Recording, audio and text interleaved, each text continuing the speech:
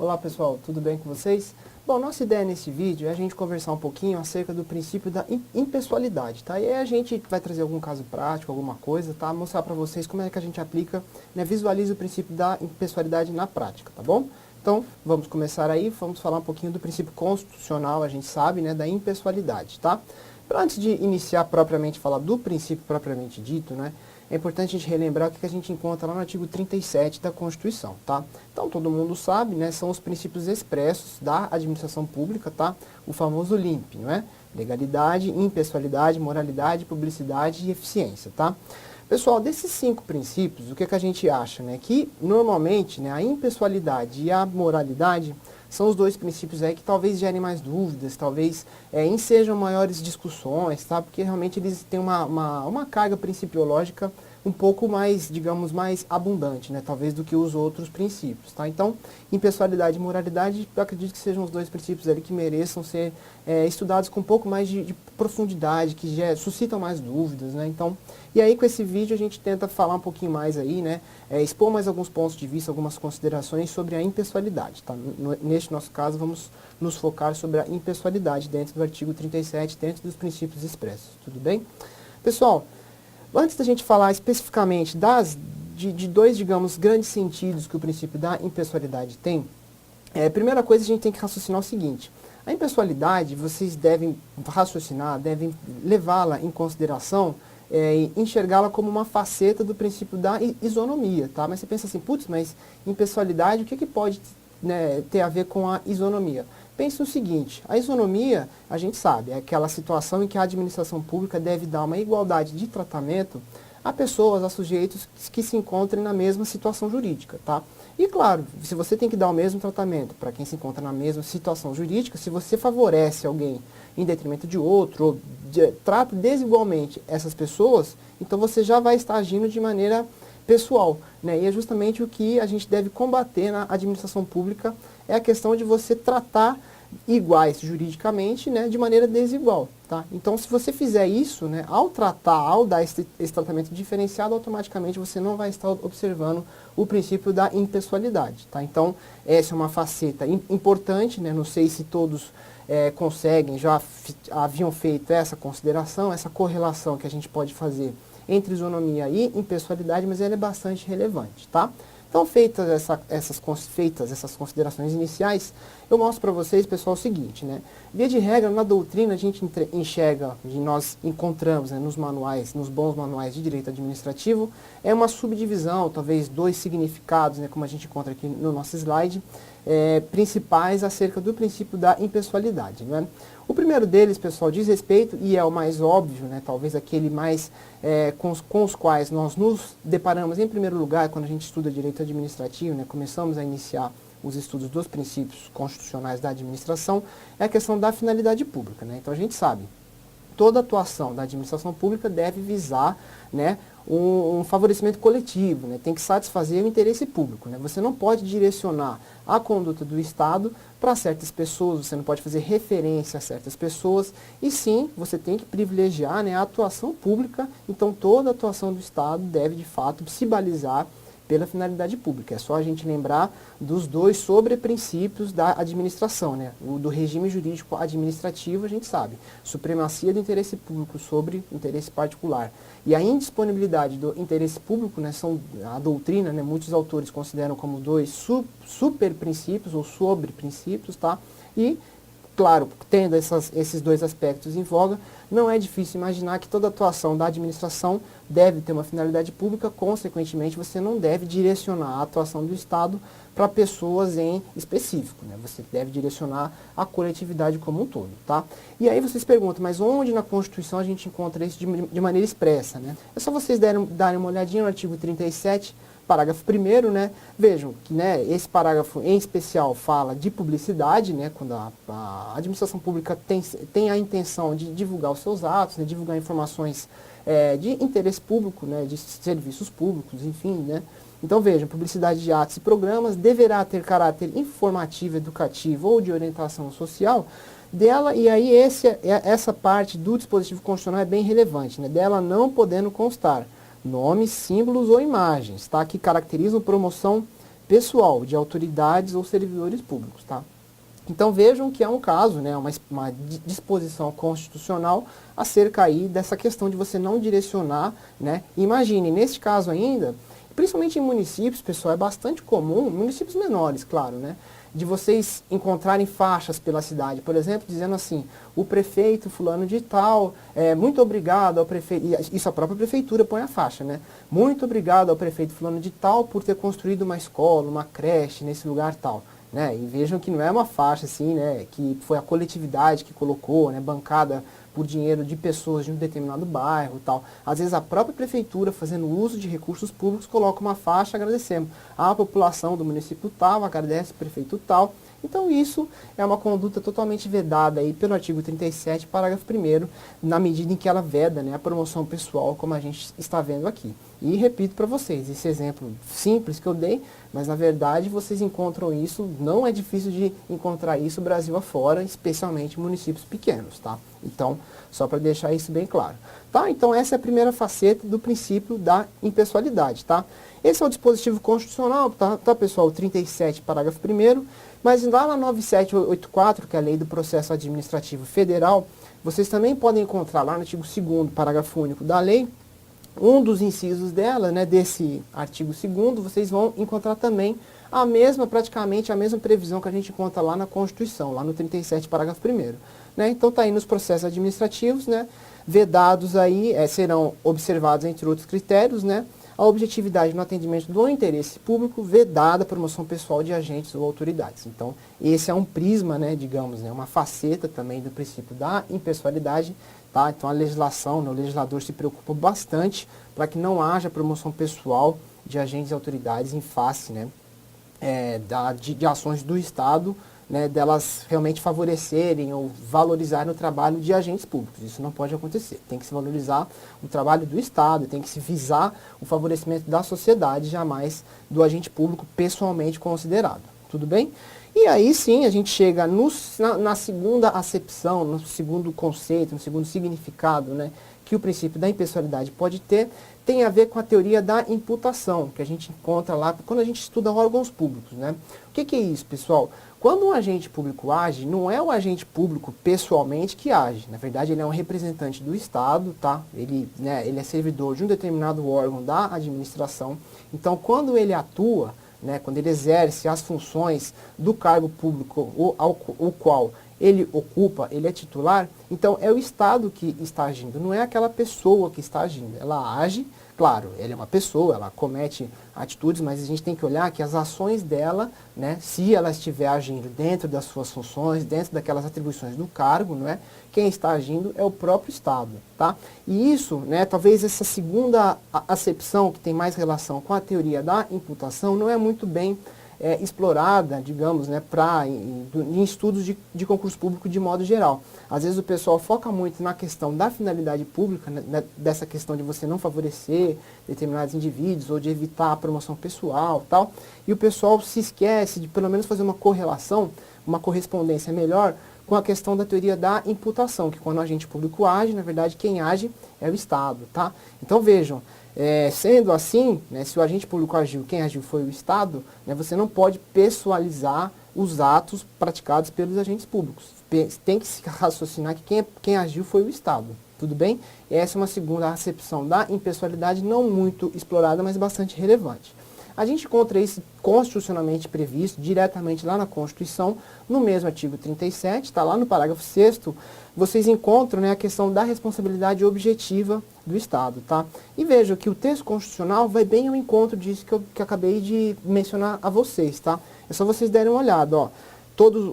Em caso de dano, né, vejam, pessoas jurídicas de direito público e direito privado, tá? Prestadora de serviços públicos, tá? Se forem de direito privado, responderão pelos danos que seus agentes nessa qualidade, tá? Veja que está até em destaque para vocês, então agindo enquanto agentes públicos, tá? Dentro das prerrogativas e das funções do cargo que eles ocupam, não é?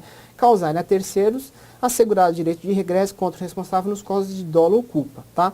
Neste primeiro caso, então, havendo um dano, né, um nexo, sendo possível provar um nexo de causalidade entre um fato e um determinado dano. Então, por esse aspecto já vai estar caracterizada a responsabilidade objetiva do Estado, e aí sim, num segundo momento, né, o Estado vai, né, pode, por ação de regresso, né, cobrar do agente público se ele agiu com dolo ou culpa, tá?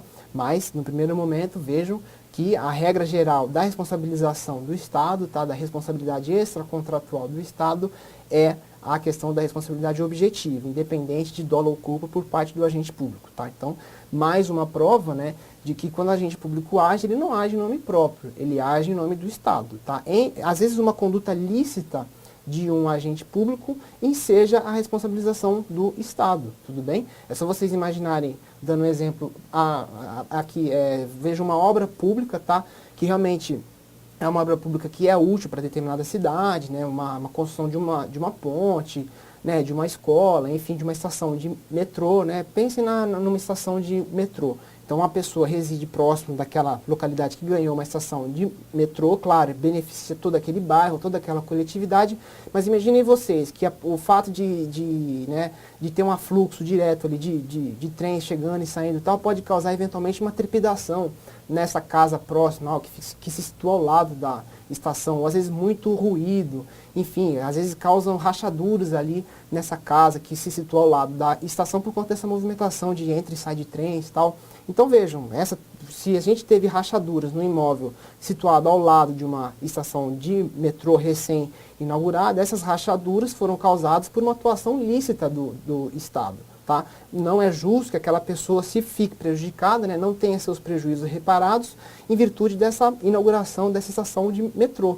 Tá? Então é um exemplo de situação lícita que beneficiou toda a coletividade, existe um interesse público envolvido, mas ao mesmo tempo, pelo princípio da isonomia, a gente não pode deixar o proprietário daquele imóvel, né, ser ali prejudicado por conta dessa inauguração dessa estação de metrô. Então, atuação lícita do Estado que ensejaria a responsabilização do Estado. Um exemplo prático para vocês. E, claro, né, você não pode falar que isso foi culpa do engenheiro, projetista da obra, que projetou essa estação de metrô, tal. Às vezes pode ter acontecido independentemente disso, de ter havido dolo ou culpa por parte do engenheiro que projetou essa obra, tá? Então, o fato é que houve rachaduras no vizinho da obra, ele tem direito sim a ser reparado por esse dano que ele acabou tendo de suportar, né? Então, para a gente promover a isonomia, né? Mas voltando ao assunto, impessoalidade, acho que dá para enxergar bem isso, tá? Independentemente de dolo ou culpa, né? O agente público, ou melhor, o Estado pode ser sim responsabilizado por este fato, tudo bem?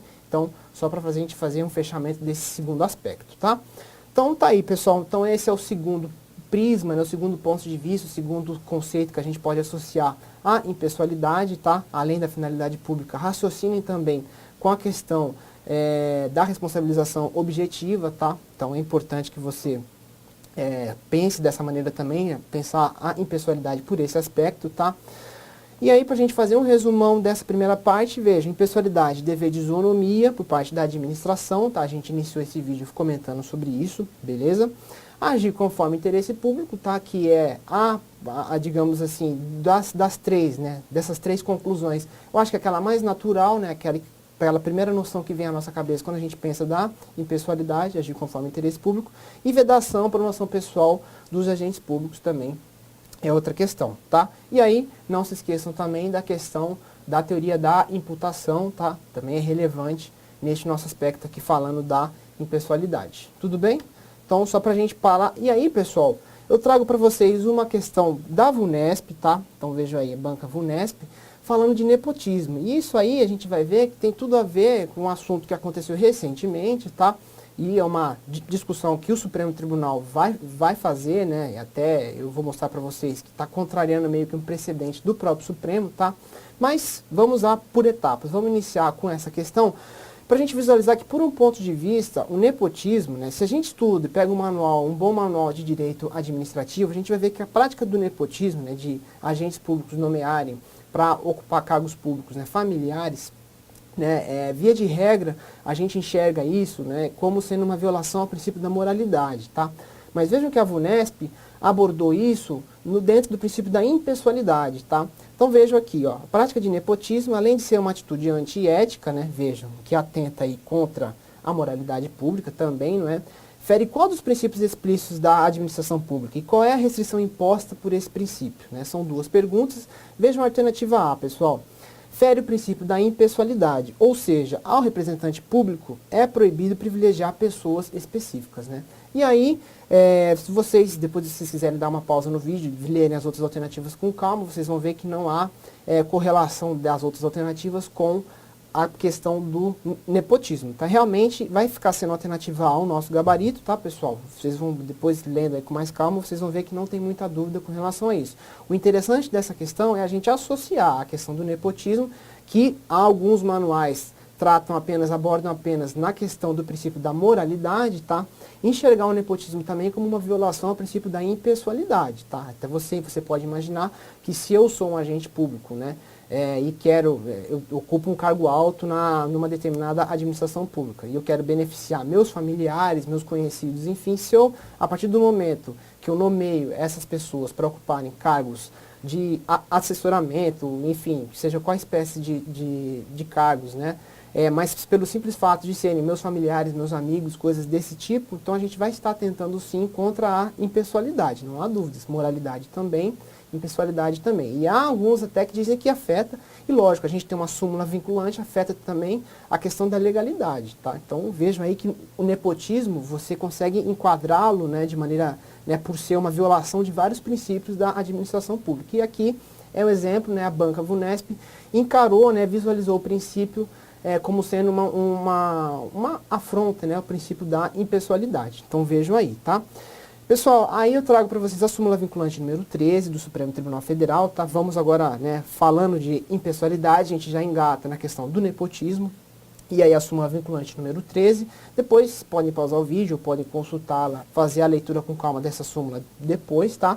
Mas vocês sabem, né, a nomeação de parentes e tal, até o terceiro grau é vedada, tá? Via de regra, essa é a regra geral, tá? Inclusive o nepotismo cruzado, tá? O que é o nepotismo cruzado? Eu sou de um órgão público, eu tenho conhecido de um outro órgão público, aí eu nomeio os familiares daquele camarada, do outro órgão público que eu conheço, e ele nomeia os meus familiares, tá? Então uma troca de favores, tá? Então isso também é vedado, ficando comprovado é vedado, né? E a gente sabe, em havendo desrespeito a essa súmula, cabe uma reclamação ao Supremo Tribunal Federal, tá? Se haver um descumprimento, um desrespeito ao teor da súmula vinculante número 13, tá? Então, nepotismo. E é um assunto que eu estou trazendo para vocês, além dessa questão da Vunesp, né? Teve um caso recente, antes de eu falar do caso recente, eu quero trazer para vocês uma exceção, tá? Que o próprio Supremo Tribunal Federal falou, tá? Falou que o quê? Que os cargos políticos estariam fora do alcance dessa decisão, tá? Ou seja, cargos políticos, entendam aí, cargos de ministros, cargos de secretários, tá? Tanto em âmbito estadual quanto em âmbito municipal, tá? Então, em tese, nesses cargos políticos, tá? Porque são, né, os ministros, os secretários, são agentes políticos, né? A boa parte da doutrina não enxerga estes cargos, esses ocupantes destes cargos, como sendo agentes públicos, né? Aliás, são agentes públicos lato sensu, tá? Mas eles não são servidores públicos e são agentes públicos da categoria agentes políticos, tá? Porque eles ocupam cargos de cúpula, né? Cargos de cúpula de poderes, né? Então, assim, essas pessoas, esses agentes, né, que ocupam cargos de cúpula, eles são responsáveis por manifestar a própria vontade daquele poder, tá? Então, eles não seriam servidores públicos estrito sensu, né? Seriam, claro, agentes públicos, mas dentro de uma outra categoria, dentro de uma outra espécie. Os agentes políticos, porque eles manifestam diretamente a vontade de um determinado poder. Você pega ministros, você pega secretários, tá? Então eles manifestam ali diretamente a vontade do poder executivo, tá? Tem gente até que diz, né, que juízes também são agentes políticos, porque eles, né, são responsáveis por manifestar diretamente, né, a vontade do poder judiciário, tá? Da mesma maneira você pega os membros do poder legislativo, são agentes políticos, tá? Membros do Ministério Público, promotores, também seriam agentes políticos, né? Porque a vontade deles, né, quando eles decidem, né, quando eles dão algum parecer, alguma coisa, é a própria vontade da instituição, tá? Então, quando você tem uma manifestação da instituição por um agente, por um membro de cúpula, você estaria diante aí de cargos políticos, tá?